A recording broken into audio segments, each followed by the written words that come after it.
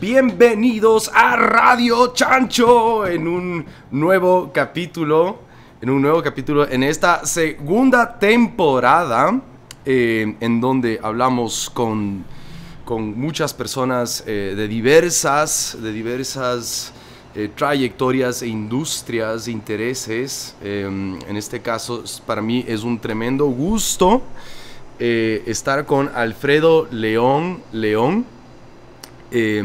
productor audiovisual, cineasta, una persona tremendamente interesante para el arte y la cultura actual, la cultura de nuestra ciudad, de nuestro país. Y bueno, amigo, también ya nos conocemos, que unos 15 años tal vez. Fácil, sí. Algo así. Entonces, estoy muy emocionado. Muchas gracias por estar aquí, gracias, pana, por compartir esta cerveza conmigo y con nosotros. Me parece muy gracioso que te hayas reencontrado con tu alumno. Claro, el José también. Con el José, que... Siempre, cuando me invitan a estas cosas, siempre conozco más a los que están detrás de las cámaras que a los que están delante de las cámaras. En este caso no, porque les conozco a los dos. Pero me suele pasar que llego a una entrevista o me invitan a grabar algo y empiezo a saludar al sonidista, al de la luz, al de la cámara. Fueron mis alumnos, o les conozco del medio, entonces... Es bacán sí te cacho. Esté aquí también. Sí te cacho. Que cague. Eso, pero bueno, oye, Fito, quería conversar contigo sobre algunos temas. Básicamente, como te comenté, es una conversación súper relajada. Mira, para empezar, para toda esa gente que no tiene la menor idea de quién eres, de repente, en pocas palabras, ¿quién es Alfredo León? Bueno, ahora ya soy un montón de cosas más porque... Soy papá también, claro. que ahorita es como lo más importante en mi vida porque me ocupa un montón de espacio. Soy profesor, soy docente, que eso, si me hubieras preguntado hace unos 15 años te hubiera dicho nunca voy a ser profesor y ahora coordino una carrera de cine. Wow. Pero sobre todo soy contador de historias, me gusta contar historias. Encontré en el cine una vía, una vía para hablar de las cosas que me afectan, me emocionan. Y eso, la vida me llevó a de repente convertirme en guionista, en director, en productor de audiovisuales y de cine, y eso es a lo que me he dedicado los últimos 20 años, ¿no? Y ahí he ido haciendo un poco carrera. Eso me ha llevado a la docencia, eso me llevó a un montón de cosas súper interesantes. Pero es difícil describir que soy solo, digamos, no siento que soy solo eso. Claro. Entonces... Hay un montón de cosas que uno ya cuando llega a los 40 años, ¿no? Esa crisis de, ya tengo 43 y la crisis de mediana edad empieza a golpear. Y uno dice, a ver, ¿qué soy? ¿Qué no fui? ¿Qué quise ser? Y es bacán como preguntarse todas esas cosas y es difícil autodescribirse, autodecir quién eres, ¿no? Pero bueno, a eso me dedico. Sí, esas son las cosas que hago. Sí. Buenísimo. Oye, y tú como cineasta, ¿cómo te convertiste en la persona que eres? ¿Cómo empezó tu viaje por el mundo del cine, por el mundo de las cámaras, por el mundo de las historias? Y verá, yo llegué un poco por accidente al cine. Es chistoso porque mi primera pasión creativa fue la música. Yo cuando estaba en el colegio... empecé a tocar guitarra, después me agarré el bajo y nunca tuve el talento para ser músico, pero siempre sentía que tenía la vena creativa, digamos, que yo necesitaba dedicarme a crear cosas, ¿no? Y el arte y la creación me llamaban siempre. Y claro, dije, a ver, ¿cómo sigo estando relacionado al mundo de la música y de la producción musical sin necesariamente tener el talento como músico? Y entonces mi primer emprendimiento profesional fue estudiar ingeniería de sonido. Okay. Y yo empecé por ahí, digamos, mis primeros estudios fueron de ingeniería de sonido y el sonido fue el que me llevó al cine, que es súper interesante porque mis primeros trabajos en el cine fueron como sonidista, haciendo sonido, grabando sonido, y a través de esas experiencias descubrí la fotografía. Entonces fue un proceso, yo tengo una historia completamente atípica en el sentido de que normalmente los cineastas te dicen, yo ya la tenía claro desde chiquito, me regalaron una cámara de video, mi papá grababa en Super 8 y yo ya sabía que quería hacer cine. Mi caso no fue así. O sea, en mi casa siempre hubo una cámara de video. Yo me acuerdo que mi papá tenía siempre una cámara de video. Siempre el video fue una parte, pero nunca le vi como una profesión. Nunca le vi como, yo me podría dedicar profesionalmente a eso. Siempre fui muy cinéfilo, me gustaban ver películas, pero nunca le consideré como, es una profesión, puedes hacer películas. Sí, fue un descubrimiento. Entonces fue primero un amor por la música. La música me llevó al sonido. El sonido me hizo descubrir la fotografía. ¿Cachas? Y fue un poco así hasta que hubo un momento en el que la necesidad de contar historias fue tal que dije, tengo que aprender a escribir guiones. Wow. ¿Me entiendes? Y eso fue lo que... Tengo 2 maestrías en guión. Terminé haciendo mucho de eso porque sentí que si yo no escribía o encontraba un camino para aterrizar mis ideas y mis historias, de nada servía todo lo demás, digamos, lo más, el sonido, la fotografía eran técnicas o herramientas técnicas que me permitían contar historias, pero si no tenía las historias que contar, claro, ¿me entiendes? Entonces fue un proceso, yo siempre digo, yo accidentalmente terminé acá, porque fue un proceso de descubrimiento, de ir, pero siempre sabía que mi vida tenía que estar ligado con la creación, con aspectos creativos. ¿No? Y ahora me encanta porque el cine me abre un paraguas enorme de colaborar con músicos, con gente creativa en todas las áreas, arquitectos, diseñadores, actores y actrices. Entonces es súper chévere eso porque el cine te permite... Nunca sabes a dónde te va a llevar el siguiente proyecto y eso es increíble del cine. Es que cada historia requiere de un específico equipo de personas que de alguna u otra manera, algunos mejor dicho, algunos más involucrados que otros van a generar un impacto, ¿no? Claro. En tu vida profesional. Porque empiezas a colaborar con gente de distintas áreas. O sea, para Ser Sumergible, que fue mi última película, de repente estaba hablando con ingenieros náuticos y leyéndome tesis de posgrados de ingeniería náutica para entender cómo carajos estas cosas flotan, ¿no? O se sumergen. Entonces, de repente un día estás metido en eso, al día siguiente estás leyendo o trabajando con biólogos en la Amazonía. Entonces el cine tiene eso, ¿no? Que no estás detrás de un escritorio haciendo lo mismo, sino que la creación en general. Yo creo que cualquier carrera creativa tiene esa nota de que todo es posible, ¿no? Y colaborar con gente súper interesante en distintas áreas es siempre una posibilidad, ¿no? Oye, qué locura cuando estabas hablando sobre, bueno, ¿y de qué me sirven todas estas habilidades técnicas? Saber cómo funciona la cámara, cómo poner la luz, si es que no tengo una historia que contar. Yo lo estaba relacionando un poco con la cerveza. O sea, ¿en qué sentido? De la forma en que, mira, ¿de qué te sirve saber hacer muy buena cerveza si no complementa una historia, si no puedes crear una historia? Y de repente, para mí, el pub donde estamos en este momento es donde ocurren esas historias, ¿me explico? Es otra manera de verlo. Es que no, porque las historias, o sea, por eso ahora está tan de moda hablar del storytelling, ¿no? Que es este tema de... Porque el contarnos historias es parte de nuestro ADN como seres humanos, digamos. Desde que existimos como seres humanos, la única manera en la que hemos tenido de dejar un legado, de compartir experiencias, de transmitir emociones, ha sido el contarnos historias. Lo tenemos incorporado, llámese chistes, llámese chismes, llámese panas, llámese encuentros, llámese como quiera. Lo único que hacemos los seres humanos es contarnos historias todo el tiempo. Todo el tiempo nos estamos contando y creando historias.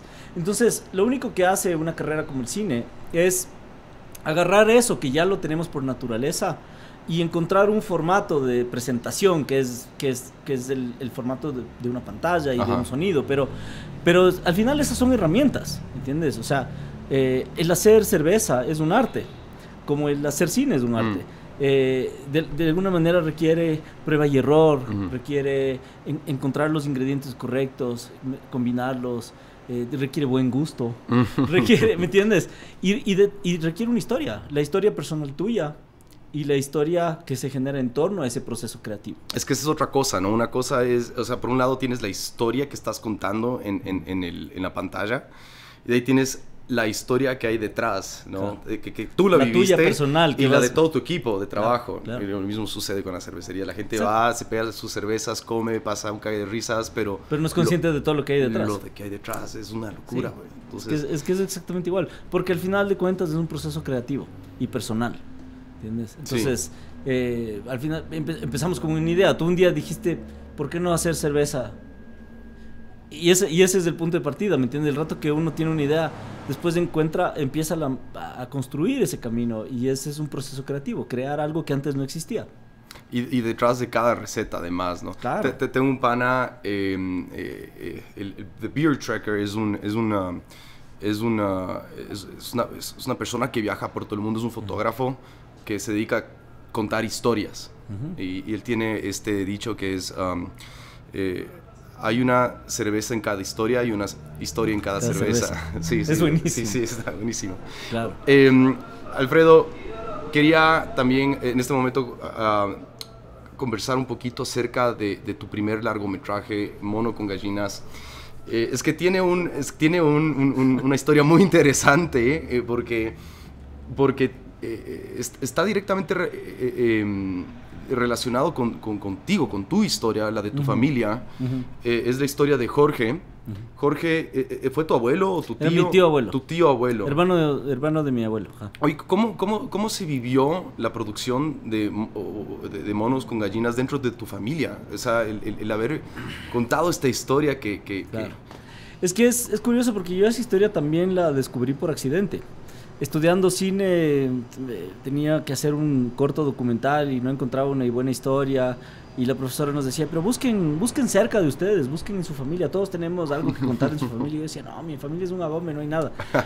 Y en un almuerzo familiar o algo, mi abuela me dice, pero anda a hablar con el tío Jorge, que el tío Jorge se fue a la guerra. Yo nunca había oído, o sea, le conocía al tío Jorge, pero nunca había oído de esta historia. Y es chistoso porque todos tenemos esas historias de la familia de cosas que callamos, que no hablamos, ¿no? O que son, por alguna razón, son media secreto, o hay varias versiones, ¿no? Y entonces de repente al desenterrar esas cosas, esos relatos, descubres cosas fascinantes, ¿no? Y a mí lo que me fascinó de esa historia fue que ya cuando más adelante pude hablar con él y descubrir un poco lo que le había pasado, es que o sea, siempre me preguntaba por qué yo nunca me enteré de esto, ¿no? ¿Por qué, si, estando tan cerca de esa historia, nunca me enteré y tuve que yo destaparla? Entonces fue un proceso casi de exorcismo familiar, ¿no? Claro. Porque fue muy interesante esta idea de, a ver, por primera vez no ver hacia afuera, sino ver hacia adentro y decir, a ver, con las buenas y malas, ¿qué ha pasado aquí, no? Y cuál es nuestra versión. Y fue chévere, porque al final fue un proceso muy bien lindo para sus hijos y sus nietos, de alguna manera que esa historia quede inmortalizada y fue muy chévere porque después se extendió a otros, ¿no? Yo me acuerdo, una de las experiencias más lindas que me dio esa película fue una función en Guayaquil. Estábamos estrenando la película, yo estaba con Pamela Cortés, que es actriz de la película, y estábamos haciendo como un foro con los asistentes, y se paró un señor ya viejito con bastón, me acuerdo, de su hijo le ayudaba, y se para al final de la película y me dice, yo fui combatiente del 41, y yo dije, ya me fregué, me va a decir, puta, no sé, me puse súper nervioso, y de repente el señor se le cortó la voz y me dijo, gracias por contar por primera vez nuestra historia. Entonces ahí es cuando esas cosas, y para mí fue muy fuerte porque mi tío abuelo ya había fallecido para ese momento, pero fue un poco como que sentí que él me estaba diciendo a través de esta otra persona, digamos, era un tema muy personal de que sí lo hice también por él, ¿no? Porque él en algún momento me dijo, hay que contar esta historia, lo que nosotros realmente vivimos.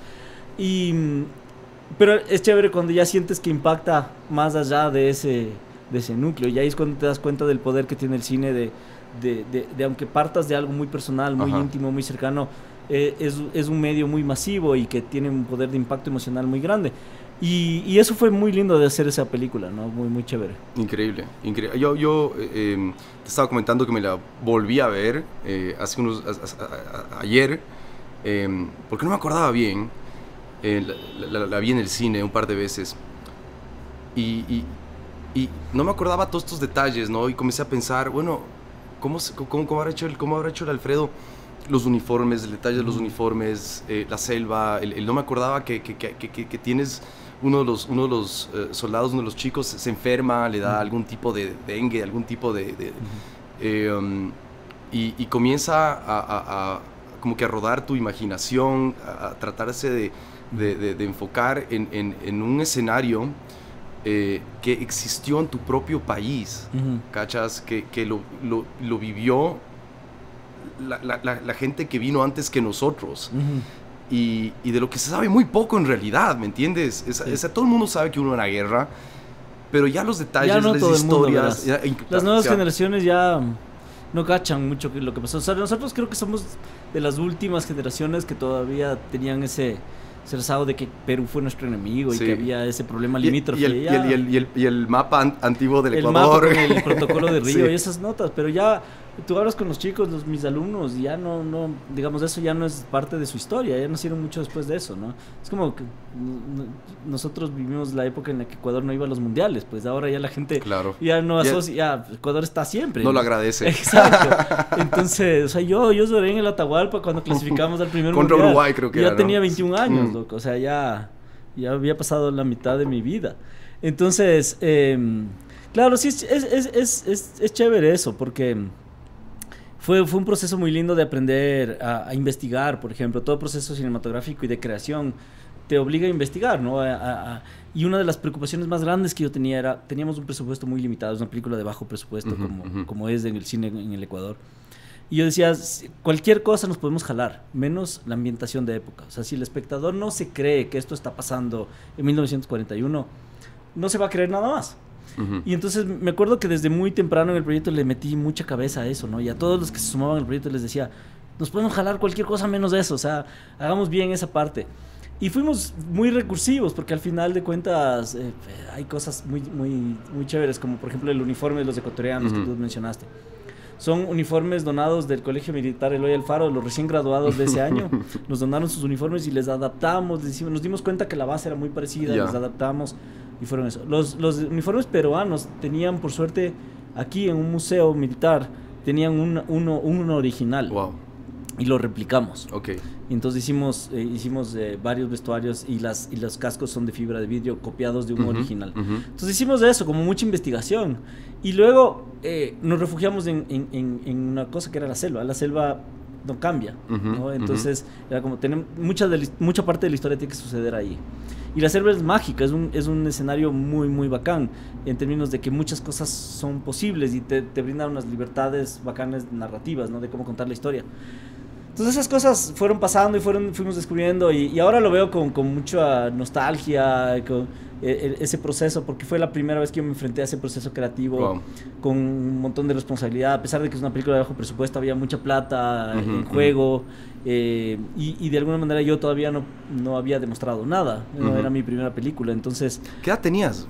O sea, ya tenía 30 años cuando la filmé. ¿Qué hijo de puta? Pero igual era pollo, mi primera para claro. hacer un largometraje de ese... Sí, entonces claro, y al final de cuentas no eres nadie todavía en el mundo, ¿no? Entonces es como ver qué voy a contar y cómo voy a contar y en qué me voy a equivocar.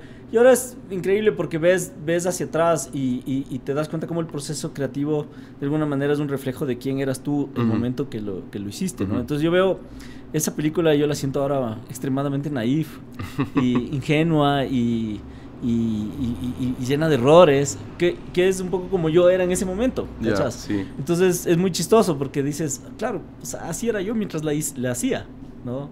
Entonces eso es curioso del proceso creativo. Ahorita que hablas de naive y lleno de errores, me estaba acordando del personaje principal, que es un wambra medio... Es un wambra caca, medio que tiene sus cosas medias locas, ¿no? Un wambra mushpo medio... Sí, me acuerdo cuando abre la puerta y le ve a la creo que era la hermana de la pana. Claro, que es la Pamela Cortés. Y se comienza a vestir y dice algo que yo no me había acordado, pero me hizo cagar de risa y dice... Este es el mejor momento de mi vida. Me pareció como que... Claro. Es lo típico de un wambra. Es que en el fondo esta peli para mí no es una peli de guerra. O sea, la guerra es del contexto, pero es una peli de crecimiento, es un coming of age.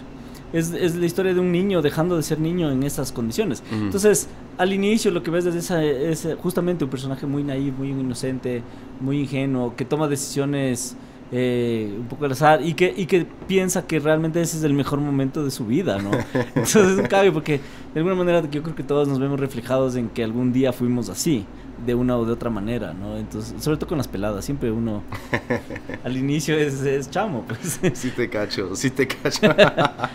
Qué cague, qué cague. Oye, cierto, casi me olvido. ¿Eres tú el que sale agarrando las gallinas al final? Al final, sí. Bien, lo notaste. Claro, porque... No todo el mundo se da cuenta. Yo digo, oye, ese man, el de gorra y creo que estabas con bigote, ¿no? Sí. Le pongo, porque lo vi en Choloflix, entonces le pongo rewind. Puta, creo que es el Fito, güey.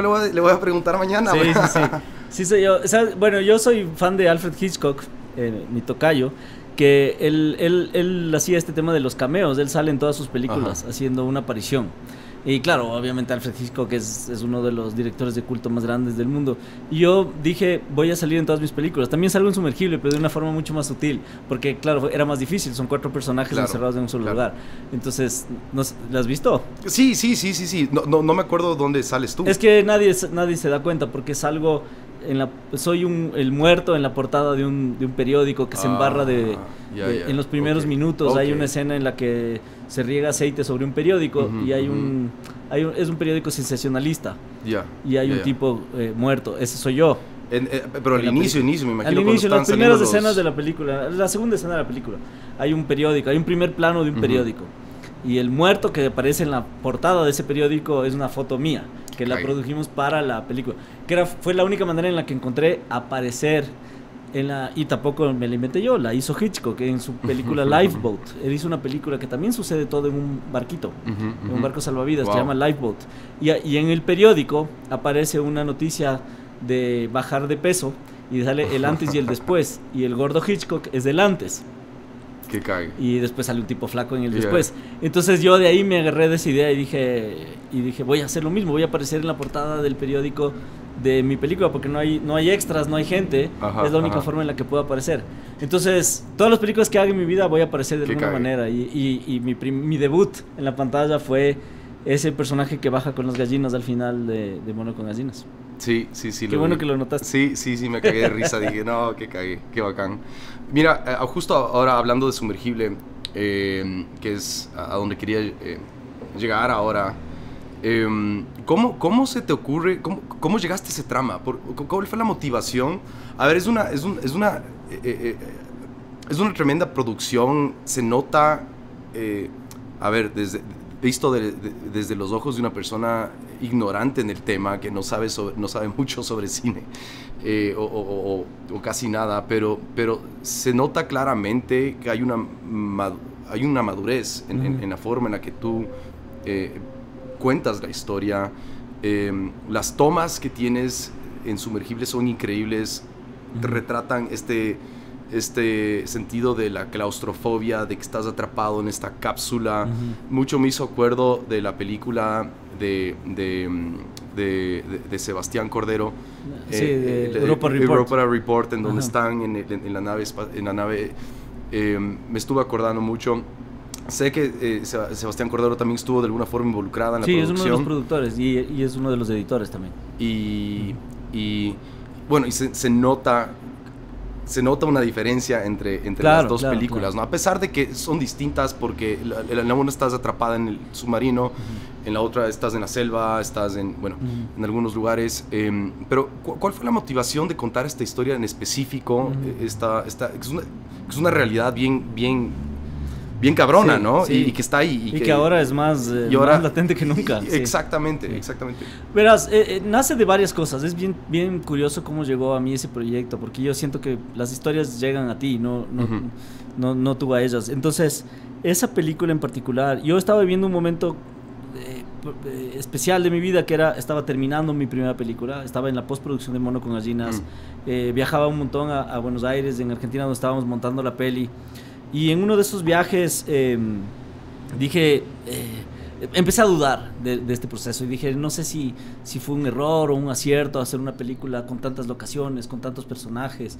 Y dije, no, me puse un poco esta idea en la cabeza de que quizás la segunda película debía ser algo más simple. En mi cabeza era menos personajes y menos locaciones, menos espacios. Y dije, bueno, tengo que trabajar en eso, tengo que pensar cómo contar una historia más contenida, más pequeña. Con eso en mente, llegó, no me acuerdo, en esa época todavía no teníamos tantas redes ni nada, pero de alguna manera encontré la noticia de la captura de un narco sumergible en las costas de Manabí. Okay. Que salió en la prensa. Pero de esas noticias que de repente me captaron la atención y dije, ¿qué carajos es esto? Yo nunca había oído de esto de los narcos sumergibles.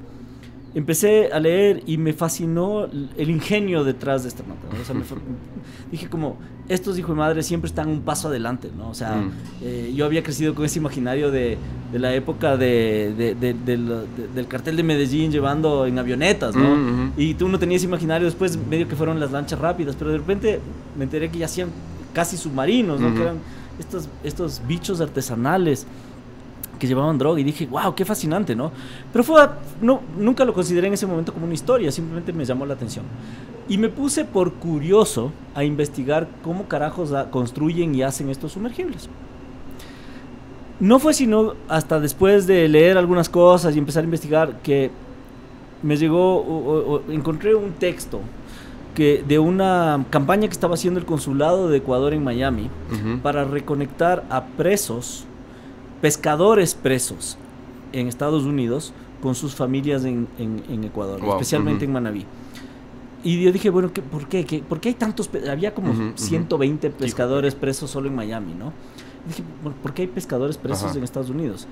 Y ahí descubrí todo un drama social que hay detrás de los sumergibles y que sucede, está pasando todos los días en nuestras costas, que es que el narcotráfico ofrece trabajo. Claro. Ser tripulante de un sumergible te paga más que 10 años de pescar y obviamente la gente está dispuesta a jugarse su vida. Y dije, bueno, ¿qué tiene que pasar en la vida de alguien para aceptar esas condiciones y ese trabajo? Y ahí fue cuando dije, esto es una película. ¿Me entiendes? Okay. O sea, todo lo anterior fue curiosidad de leer cosas, y ahí se conectó de repente esto con que van 3 personas encerradas en este lugar. Había visto Europa Report, le conocía al Sebastián, había visto algunas pelis que sucedían en espacios contenidos. En esa época salió inclusive una película que se llama Buried, que es con, no me acuerdo cómo se llama este actor, pero bueno, un actor bien conocido, que es básicamente un man metido en un ataúd toda la película. Wow. No, y fue como, y ahí se combina con otra cosa, que es, quería demostrarme a mí mismo justamente una madurez hacia donde tú empezabas, de puedo contar una historia, puedo hacer un thriller, una película que te mantenga ahí agarrado, encerrados en un solo lugar. Y se convirtió en un reto personal, en un reto profesional. Quería demostrarme a mí mismo que había crecido, que tenía las herramientas y la capacidad de contar una historia en condiciones complicadas. Y empecé a ponerme eso en la cabeza.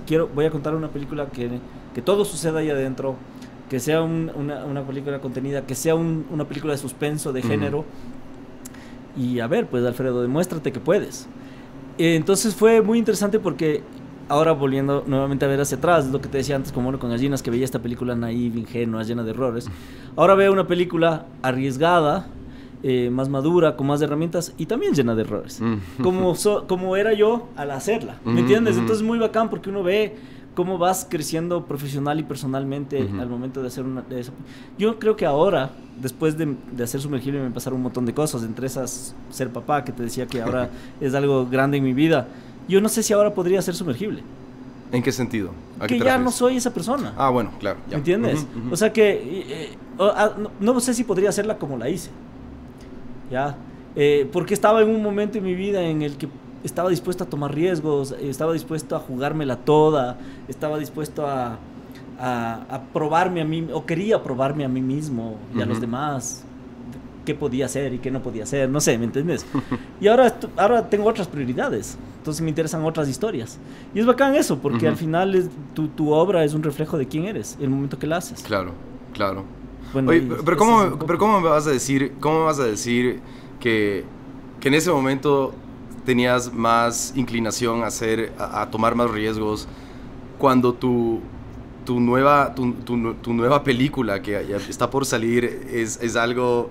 Es un sci-fi post-apocalíptico. Pero bueno, ya vamos a hablar de eso. Es como que... Pero es un proyecto mucho menos arriesgado. Ok. O sea, es un proyecto en el que yo tengo más control. ¿Me entiendes? Es un proyecto en el que habla de dos padres buscando... Hablo sobre la paternidad. ¿Me entiendes? Hablo sobre otras cosas lo que te está sucediendo a ti. Importantes para mí. Que el contexto de Mono con Gallinas es la guerra con el Perú.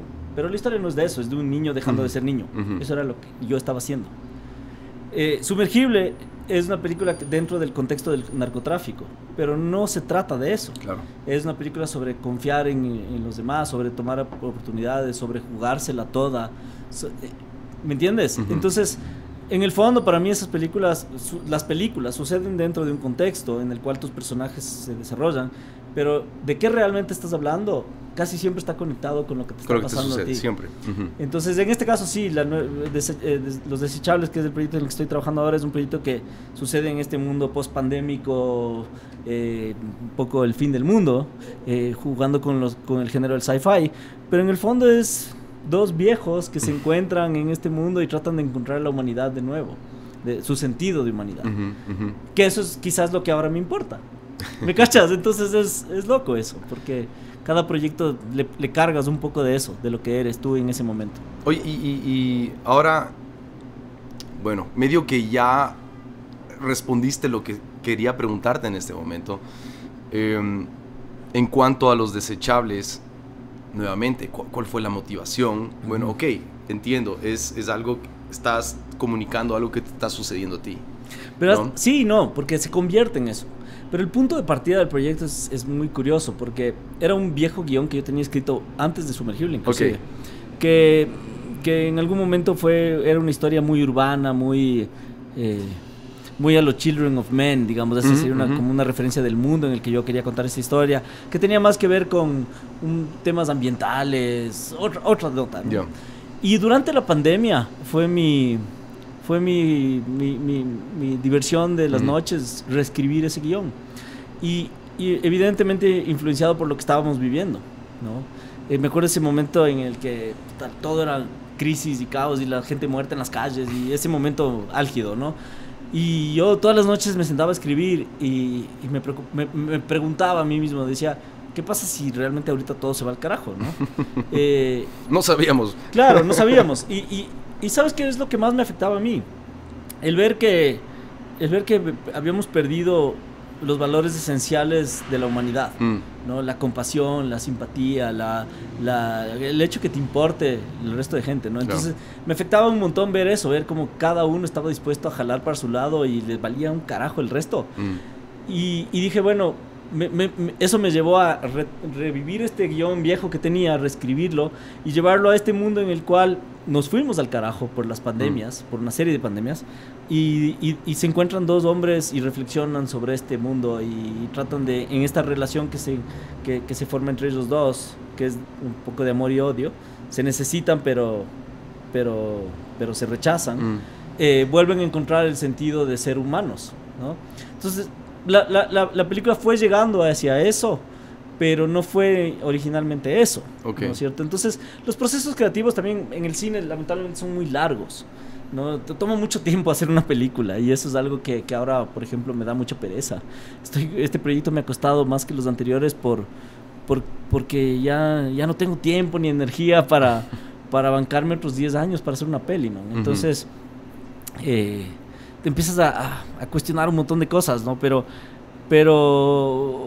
Pero si fuesen más inmediatos, como un proceso creativo más rápido, quizás podría uno reflexionar más sobre esas cosas, ¿no? Entonces ya termina siendo como un momento que entras en la bolita creativa y el proyecto empieza a financiarse y recibe apoyos, y ya tienes gente colaboradora, un poco como que te subes en ese proceso creativo y ya no te preguntas tanto por qué lo estás haciendo.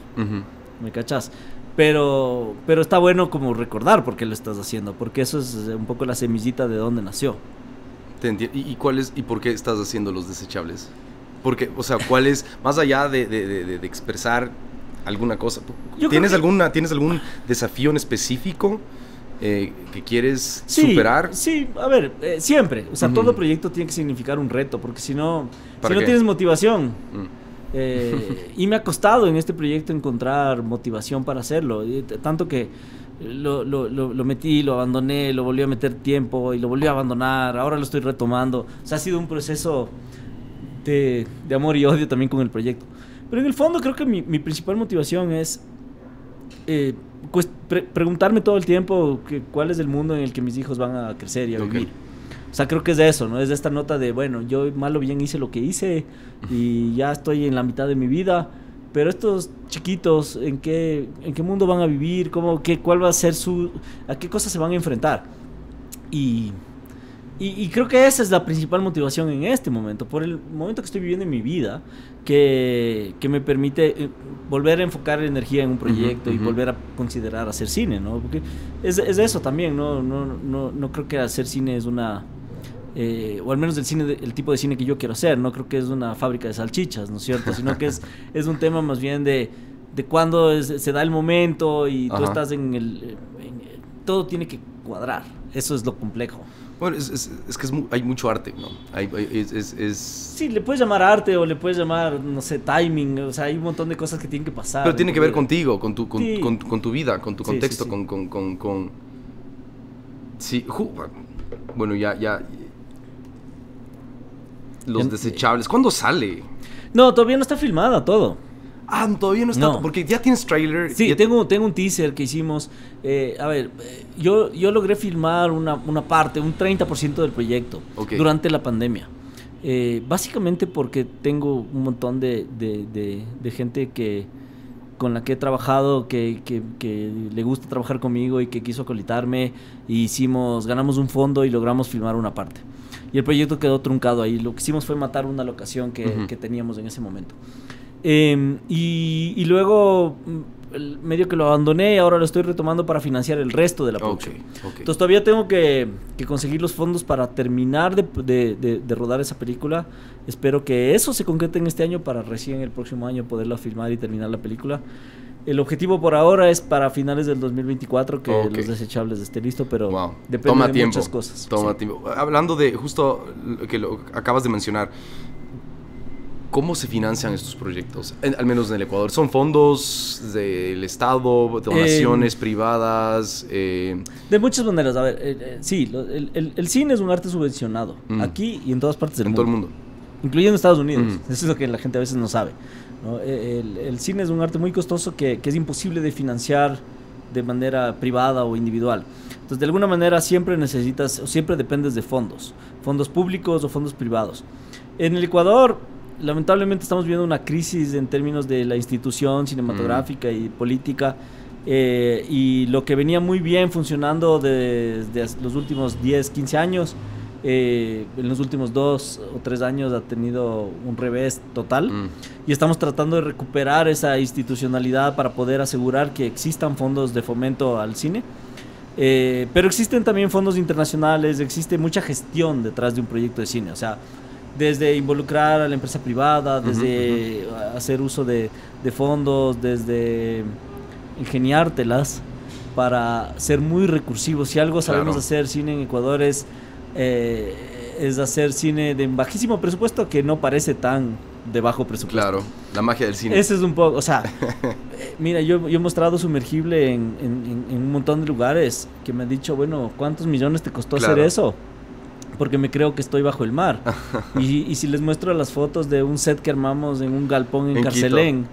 Fue en Carcelén. O sea, y que te crees que estás bajo el mar, pero yo lo filmé a 2.800 metros sobre el nivel del mar, con una cosa de fibra de vidrio que construimos nosotros y bombeando agua manualmente a las ventanas para que parezca que estás en el mar. Y la gente no se la cree, ¿no? Porque hacer esa película como se ve, con ese elenco, con ese mismo guión, con ese look, en cualquier otra parte del mundo costaba 4 veces más. Wow. Entonces, eso es algo que aquí todavía hemos encontrado la manera, pero ya tenemos que dar un salto de calidad en términos de que, digamos, ya tenemos que construir una pequeña industria en donde uno pueda vivir de hacer cine, ¿me entiendes? Pero, o sea, lo importante es, un país necesita tanto de gente que haga cine, como de gente que haga cerveza, como de gente que haga banca. O sea, todos esos son cosas importantes. ¿Qué se requiere? ¿Qué se requiere para que la industria del cine en el Ecuador funcione como...? 2 cosas, creo yo. Lo primero es tener políticas claras y que para el Estado sea importante. El problema es que el cine y el arte en general no es importante para el Estado, no existe. Y cuando digo el Estado no me refiero al gobierno, ojo, es del Estado. En general. La institución Estado, las políticas, las leyes, las instituciones no están creadas para darle importancia al arte y a la cultura. Por lo tanto, si al Estado no le importa el cine, ¿por qué a la gente le debe importar el cine? ¿Entiendes? Entonces eso es lo primero. Y lo segundo es formación de públicos. Yo creo que también tenemos un problema cultural muy grande, y es que hemos sido acribillados con una invasión cultural foránea que de alguna manera nos ha limitado mucho a lo que tenemos acceso, ¿no? Y ¿cuántas pantallas de cine hay en el país? ¿Qué exhiben esas pantallas de cine? Es extremadamente limitado. No hay una oferta cultural diversa, no hay opciones en las que tú puedas ir a ver un ciclo de Hitchcock o a ver cine latinoamericano, o qué están pasando con el cine africano o asiático. Nadie sabe. Es cultural. Es un tema cultural, ¿no? Somos un país que lee poco, que ve poco cine, que ve poco teatro, que le interesa muy poco la cultura. Entonces hay que hacer un trabajo, y eso requiere gestión, dinero, inversión en formar públicos, no solo para el cine ecuatoriano, para otro cine que no sea las sagas multimillonarias que llenan nuestras pantallas, que también es bacán. O sea, el cine de entretenimiento también tiene que existir, pero no es lo único que hay. Sí, total, de acuerdo. Yo creo que como la cerveza artesanal. Exacto, entonces hay que atacar esas dos, como que por esos dos flancos a este tema. Pero es complejo, porque es un tema de educación, de cultura, es un tema de construir un discurso, ¿no? Sí, pero también tienes que entender que este es un país bien complejo, en el que mucha gente no tiene que comer, o sales a la calle y te meten un tiro. Entonces, ¿por qué te tiene que importar el cine y la cultura? ¿Me cachas? Entonces es bien complejo porque tenemos otras preocupaciones, pues. O sea, el ecuatoriano tiene otra preocupación. El finlandés está preguntando qué habrá de nuevo en la cultura y cuál será el nuevo descubrimiento gastronómico, porque no tiene otra preocupación, más allá del frío, quizás. Pero me cachas, entonces es un tema también pero uno dice, pero ¿y por qué no pasa lo mismo en Colombia, que tienen una industria cultural tan activa, o en Chile, que se ha reactivado? ¿O por qué Brasil es tan orgulloso de su cultura y la exporta, y la música y todo el tema?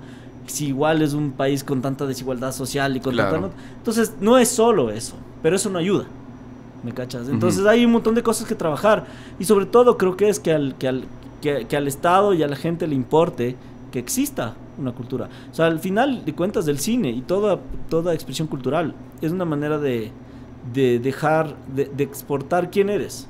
O sea, el cine tiene que existir, el cine ecuatoriano tiene que existir, porque es la única evidencia de que Ecuador existe. De que existimos. Y que somos lo que somos, güey. Sí, o sea, de que hablamos como hablamos, de que nos gustan las cosas, que queremos las diferencias que tenemos, de que... ¿Por qué? Porque el cine es ese espejo, esa ventana que no solo nos permite vernos, sino también decirle al mundo, comunicar que así somos. Estas son nuestras historias, este es nuestro mundo. O sea, todos sabemos cómo son las escuelas gringas y cómo desayunan los gringos, porque ellos se han encargado de, durante 100 años, exportarnos su cultura al mundo. Y eso les ha generado una hegemonía, que está bien, ¿me cachas? Ellos entendieron muy temprano que el cine era una gran herramienta para posicionarse como una hegemonía cultural. Como los, entre comillas, los mejores. O como simplemente, como decir... Número uno, o sea, lo primero que te acuerdas. Es que ellos son una potencia cultural también, ¿cierto? Lo que fue Francia en un gran momento en la época también, o sea...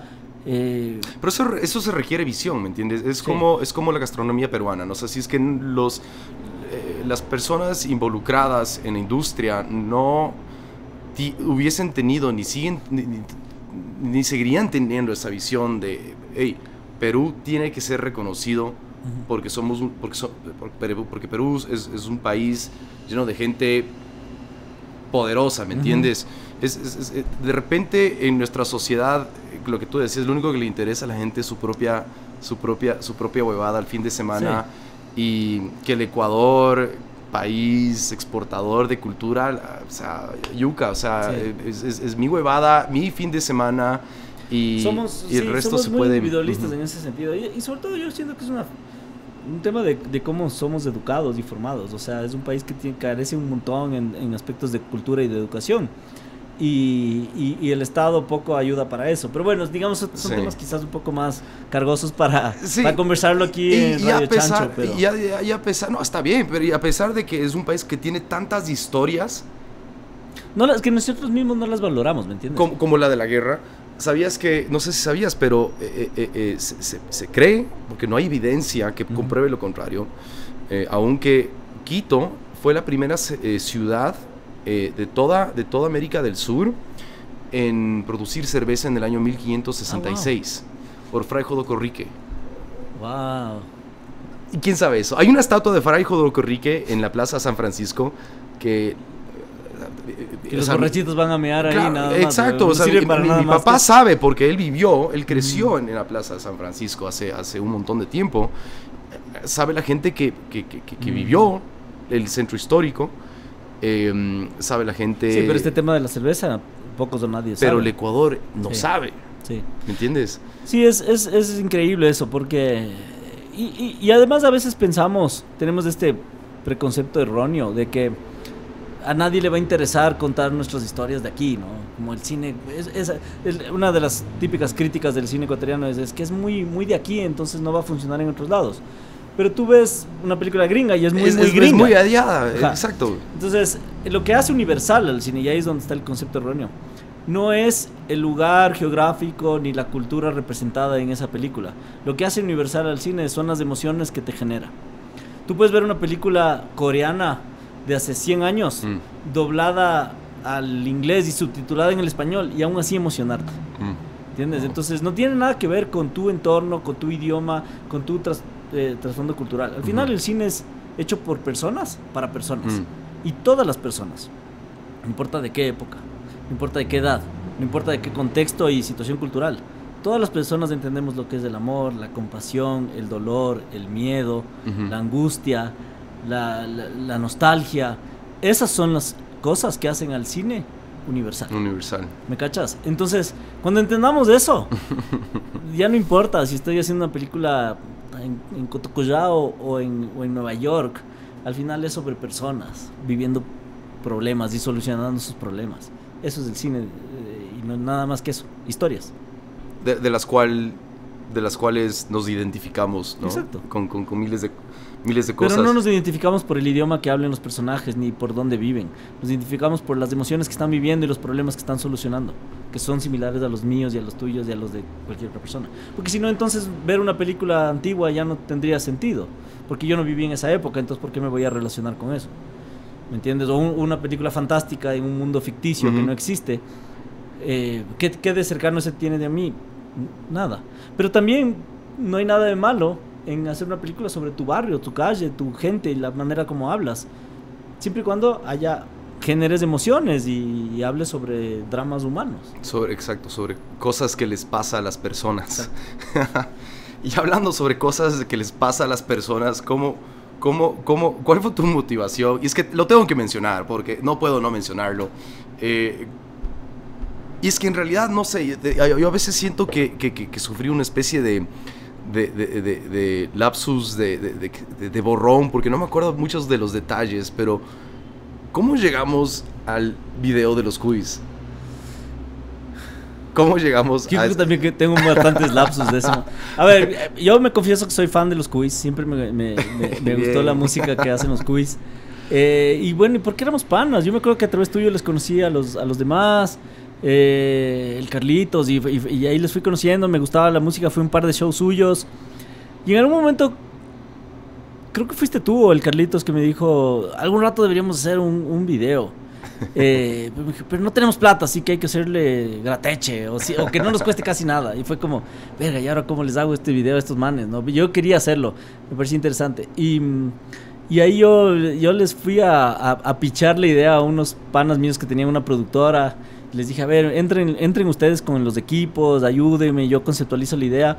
Y se fue dando, o sea, fue un tema de... Yo me acuerdo que hubo creo que 2 reuniones en las que ya decidimos hacerlo y, más o menos y arrancamos. Sí, o sea, fue un tema muy, muy de panas y yo sumé gente que me acolitó y lo hicimos. Fue una experiencia chévere.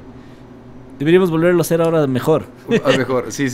Para cuando venga el Lankervis de vuelta. Sí, cuando venga le sentamos a filmar un nuevo video. O filmemos toda la parte sin él y después le grabamos al man solo. Le ponemos... Le ponemos en CGI ahí. Puede ser todo ahora, güey. Con esto de inteligencia artificial. Exacto. Le hacemos nomás al man y ya buenísimo, está. Buenísimo. Oye, Fito, háblame sobre Boom. Boom es tu empresa cinematográfica, es una productora, básicamente. Es una productora. Ok. Boom es una productora que nace, es chistoso porque Boom nace el nombre nace de cuando yo era estudiante. Boom en cuadro es un término. El boom es un micrófono parecido a este que tienes tú aquí. Okay. Es un micrófono largo, unidireccional, que es muy utilizado en el cine. Si tú ves un making of, siempre ves un gato con un palo largo ahí que se le está metiendo. Ese es el boom. Y el boom en cuadro es cuando el micrófono se mete en el encuadre. Entonces es un término que se dice boom en cuadro, quiere decir saca el micrófono. Sí. Entonces yo me acuerdo que a mí y a mis compañeros cuando éramos estudiantes de cine nos pareció muy gracioso el término de boom en cuadro. Y empezamos a jugar con eso y nos empezamos a autodenominar Boom en Cuadro. Y éramos un conglomerado de cortometrajistas, de estudiantes que hacían cortos. Y hicimos una pequeña animacioncita de un boom entrando en cuadro, un juego. Y eso fue. Y muchos años después, yo ya había hecho Mono con Gallinas y ahora iba a ser Sumergible. Y me vi en la necesidad de crear una empresa productora para poder acceder a fondos y hacer una coproducción. Okay. Y dije, bueno, voy a hacer una productora para que sea la casa de producción de Sumergible. ¿Qué nombre le pongo? Y el único nombre que se me ocurrió fue el nombre que siempre habíamos trabajado con la gente que yo... Y les pedí autorización a mis compañeros con los que decíamos eso. Les dije, voy a crear una empresa y le voy a llamar Boom en Cuadro. Boom se llama en realidad Boom en Cuadro Producciones. Okay. Pero claro, su nombre comercial es Boom. Y que es un nombre además que habla un poco del impacto, de la fuerza... Y yo siempre me dije, esto no quiero que sea una productora para hacer publicidad, ni quiero que sea mi trabajo 24/7 de hacer videos y pendejadas. Va a ser la casa de mis películas. Y la creé con ese concepto y ahora se ha convertido también en la casa de películas de mis panas. Estamos produciendo documentales para gente cercana a nosotros. Estamos, tratamos de mantenerle activa en el sentido de que es una figura jurídica. Boom es un espacio muy chiquito en el cual básicamente no hay nada más que ahorita una bodega de cosas que usamos para los proyectos. Pero Boom soy yo. Boom soy yo con una computadora en el que básicamente gestionamos proyectos, encontramos la manera de desarrollar guiones, sumamos guionistas para ir desarrollando proyectos y tratar de mantener vivos varios proyectos en distintos niveles. Entonces, desde proyectos que tenemos ahora en postproducción, Sumergible sigue siendo un proyecto de Boom, es el primer proyecto de Boom. Entonces tenemos ese proyecto ya estrenado, tenemos proyectos en postproducción, un documental en este momento, tenemos proyectos en desarrollo, tenemos proyectos en escritura. Entonces la idea es que sea una casa creativa, una casa de proyectos que a nosotros, cuando digo nosotros es a mí y a los involucrados en esos proyectos, nos apelen y nos emocionen. Y eso es, porque digamos mi trabajo del día a día es ser docente. Yo coordino la carrera de cine de la USFQ y me encanta formar nuevos talentos, me encanta ser profesor. Ahí está José. Pero digamos que Boom es como mi espacio personal, donde yo desarrollo mis películas, donde yo a través de la empresa aplicamos a fondos, de inversiones extranjeras. Para no decir, hey, soy Alfredo. Exacto, porque de alguna manera es además que muchos fondos no puedes aplicar como persona natural, tienes que aplicar como empresa. Entonces, por esa fue la razón por la que en algún momento necesitaba crear una empresa. O sea, yo creé la empresa por necesidad. Porque ¿Es una práctica común hacer eso? Termina siendo. Por necesidad, termina siendo, ¿no? Sí. O sea, en mi primera película no tuve esa necesidad o quizás no tuve esa visión, porque además me alié con el Diego Ortuño, que ya tenía creado una productora, que estaba haciendo otras cosas, y fue como, ok, hagamos la peli, yo soy la casa productora, y él asumió ese rol. Pero en Sumergible, una de las cosas que yo me di cuenta es que también, a pesar de que el cine es un arte colaborativo en el que se involucra mucha gente, los proyectos cinematográficos, sobre todo independientes y en el Ecuador, se dan gracias al empuje de una persona. No. O sea, si yo no... El visionario. Si yo no estaba ahí encima de Sumergible tuvo 2 intentos fallidos de hacerse y de financiarse. Y hubiera sido mucho más fácil botar la toalla y dejar esa huevada ahí. ¿A qué te refieres con intento fallido? O sea, ya por o el sea, tema de dos veces en financiamiento. las que el proyecto básicamente murió. O sea, no fue financiado o intentos de hacer una coproducción que fallaron. Me refiero a que años de lobbying y de gestión que no rindieron frutos y que volvimos al punto inicial. Okay. O sea, 3 veces tuve que arrancar desde cero. Digamos. Y ya teniendo el elenco, ya teniendo parte del elenco, teniendo el guión muy desarrollado, teniendo ya avances, inclusive en haber recibido fondos, tenía que volver otra vez de empezar. Y en cualquiera de esos momentos hubiera sido más fácil decir, ahí queda esta pendejada, gracias, me dedico a otra cosa. Pero simplemente el estar ahí encima hizo que esa película exista, mal o bien. Entonces, yo me di cuenta un poco de eso y fue como, si yo no tengo mi propia empresa en la que no le deba rendir nada a nadie, no voy a poder seguir haciendo mis películas, o sea, no va a funcionar. Entonces, un poco fue por esa necesidad. Pero luego, en un principio dije, bueno, lo voy a hacer para Sumergible y luego la cierro. Pero en realidad la he mantenido abierta y obviamente es una empresa que no está comercialmente activa, no, no genera, digamos, todo el tiempo cosas, pero que existe y que cumple con la ley y que está al día en todo y que de alguna manera permite por si acaso. Por si acaso. No, porque si no, ni siquiera puedes aplicar a los fondos. Claro. Entonces, yo necesito como tener la empresa en ese sentido muy transparente para que pueda acceder a que represente a mis proyectos y a los proyectos que representamos. Ajá.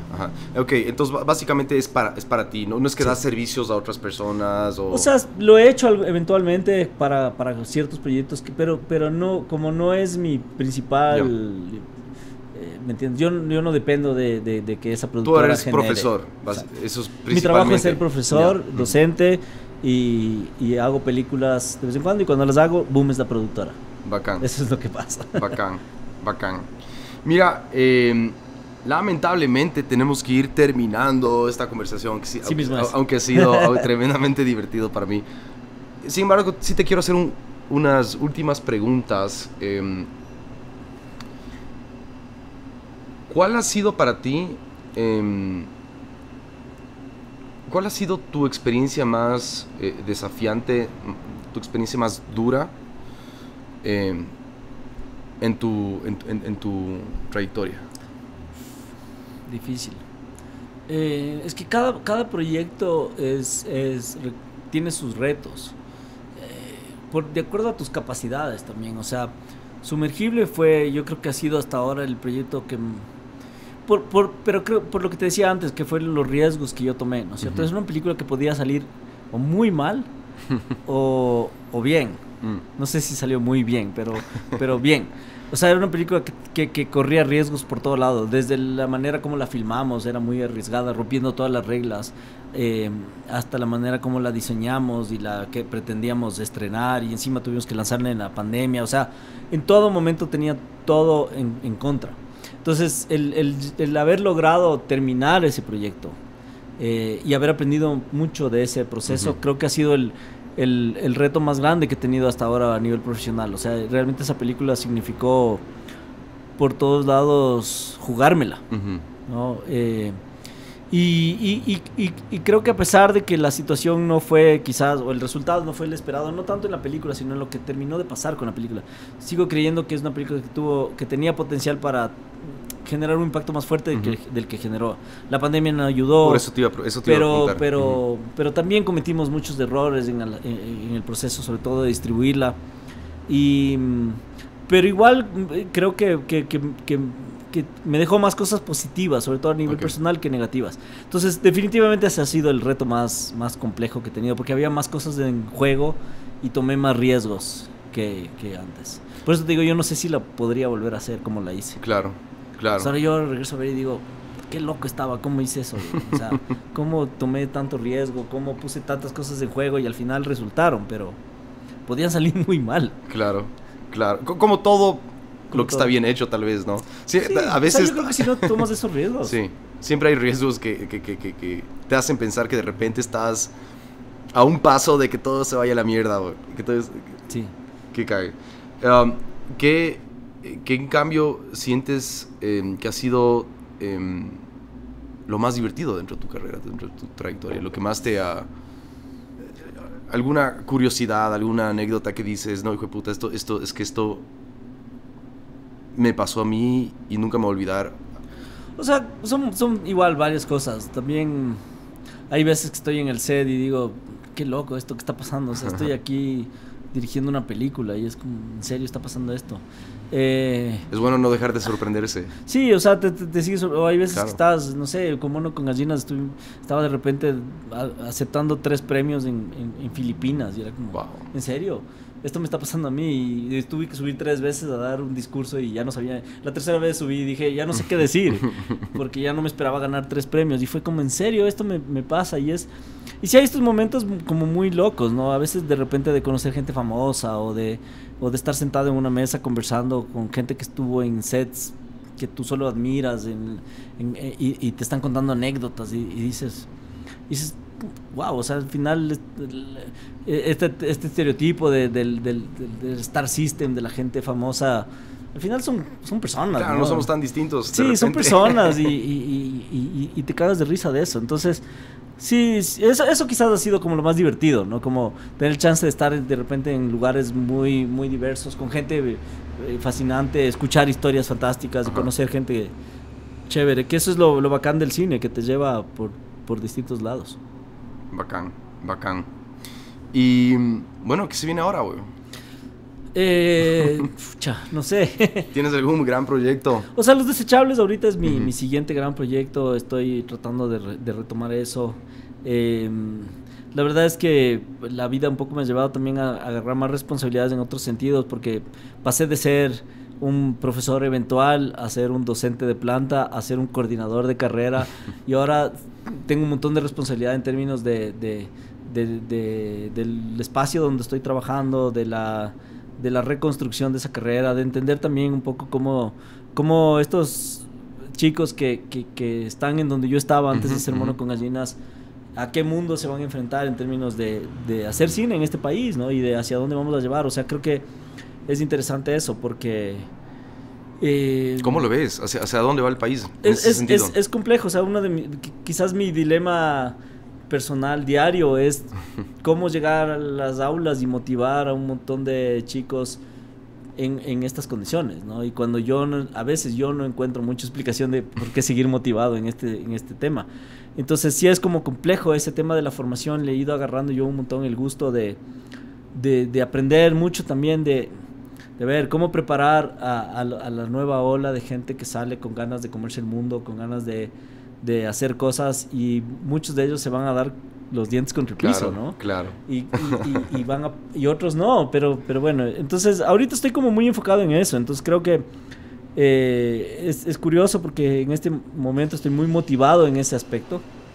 Y con la docencia, ¿quieres decir? Con la docencia, estoy muy metido con eso. Y tanto que he dejado un poco en stand-by muchos proyectos, lo sigo trabajando, pero ya siento que en este momento no son solo eso mi prioridad. También el tema Estás surfeando por otro lado, básicamente. Y es chévere porque he aprendido un poco a diversificar y a estar en varias cosas a la vez, que era algo que antes me costaba mucho. Antes me metía en un proyecto y era como que no existía nada más. El enfoque, sí. Ahora he aprendido a delegar, que es una cosa que con la edad es más jodida. Por ejemplo, ya no tengo tiempo y energía de escribir. Yo antes escribía un montón en las noches. Ahora en las noches estoy agotado, ¿no? De cuidar a mis hijos, de jugar con ellos, de dar clases. Y estoy colaborando con otros guionistas, ¿no?